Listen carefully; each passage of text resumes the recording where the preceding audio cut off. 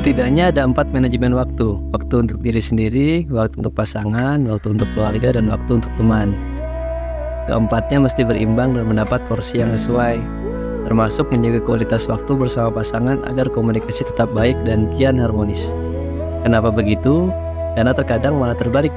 Ketika pendekatan bawaannya pengen berduaan, tapi ketika sudah melewati gerbang pernikahan, hal itu malah jarang dilakukan. Pastinya pra dan pasca tetap sama atau bahkan lebih baik kualitas kebersamaannya. Hal itu yang coba saya lakukan, mencari waktu yang tepat, menguatkan chemistry dengan istri, meski hanya sekedar liburan sederhana. Tapi harapannya doi bahagia. Inilah kisah liburan kami, 24 jam di Kota Bogor. Selamat menyaksikan.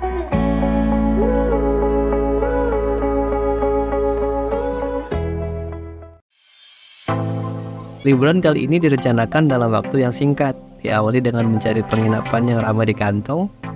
Sudah ada yang sesuai, ternyata pas mau di booking sudah penuh.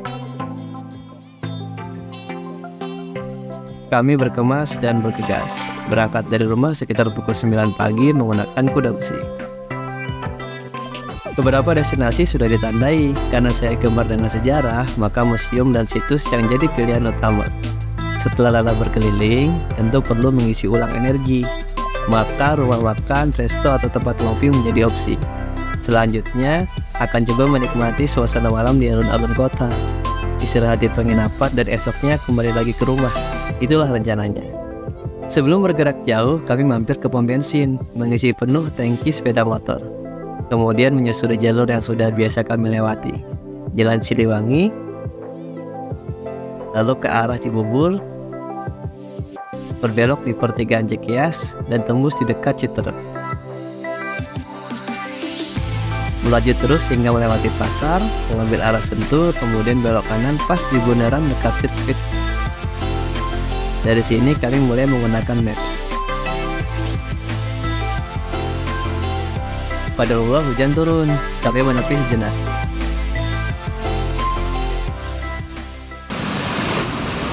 Oke teman-teman, sekarang kita lagi ngaso dulu karena cuacanya hujan. Hujan. Kita neduh.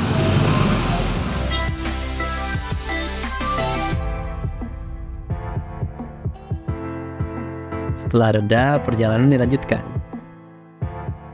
Oke teman-teman, kita sekarang mau jalan ke masjid karena sudah waktunya sholat zuhur.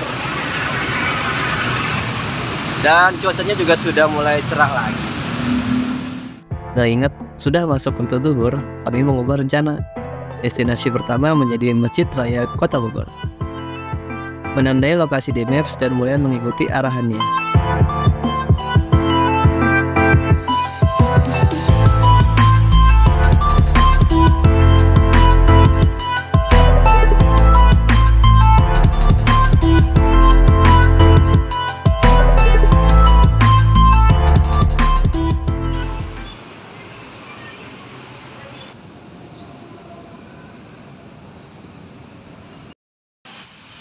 Oke, alhamdulillah sekarang kita lagi di Masjid Raya Bogor. Alhamdulillah kita sudah selesai sholat zuhur dan kita akan coba lanjut ke destinasi selanjutnya. Di dekat pintu masuk ada beberapa pedagang. Karena sudah jam makan siang, kami mencicipi jajanan di sana.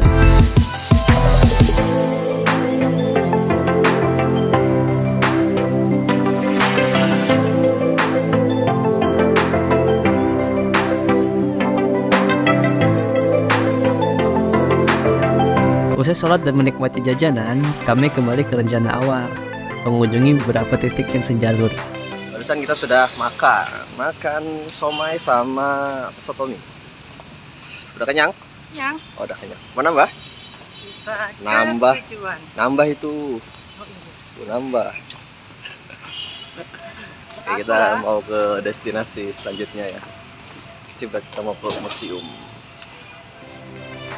Belum sampai di tujuan, hujan kembali mengguyur Kota Bogor. Kali ini cukup deras, dengan durasi yang lumayan lama. Kami menepi dan berteduh di lapak kaki lima. Setelah mengamati sekitar, ternyata alun-alun ada di seberang tempat kami berhenti. Masih menunggu hujan.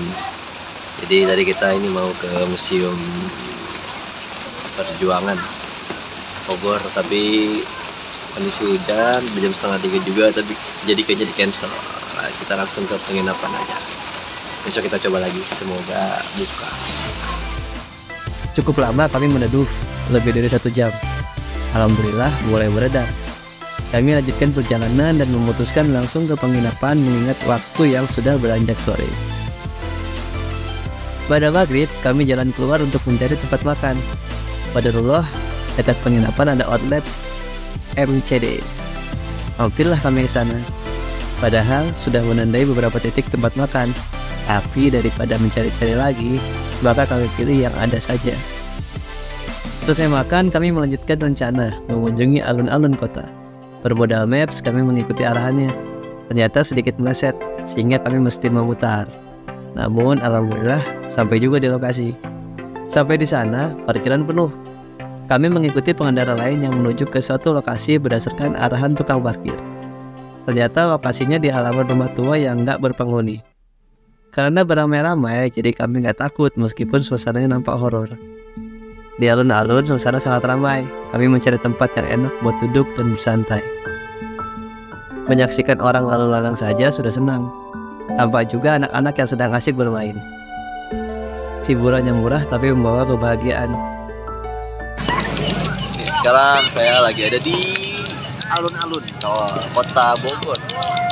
Jadi tadi kita udah makan. Kita makan di McD, dari McD kita lanjut ke alun-alun.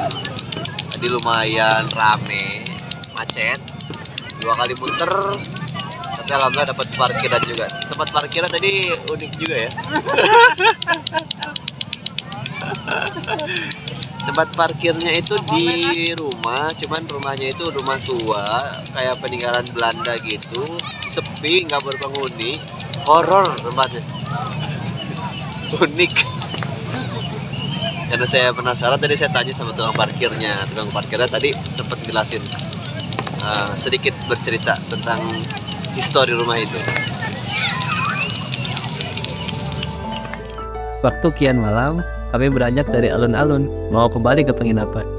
Tapi sebelum ke parkiran, kami mengitari alun-alun. Stasiun dengan loop tempo dulu menggoda saya untuk melihatnya dari dekat.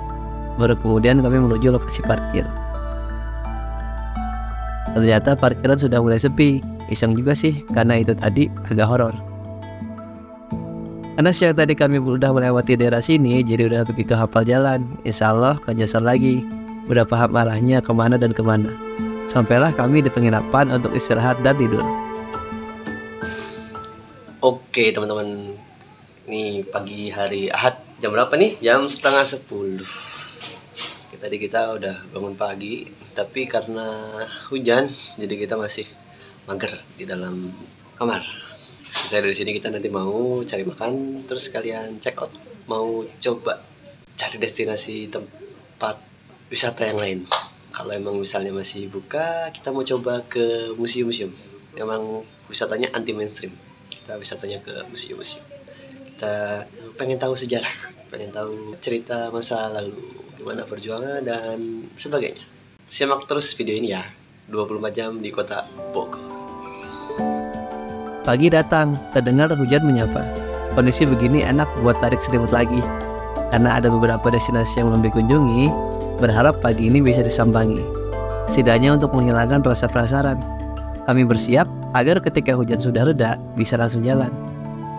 Pagi ini kita sarapannya di McD lagi guys. Sarapannya di McD. Sarapan apa? Bubur. Sarapannya bubur sama nasi uduk.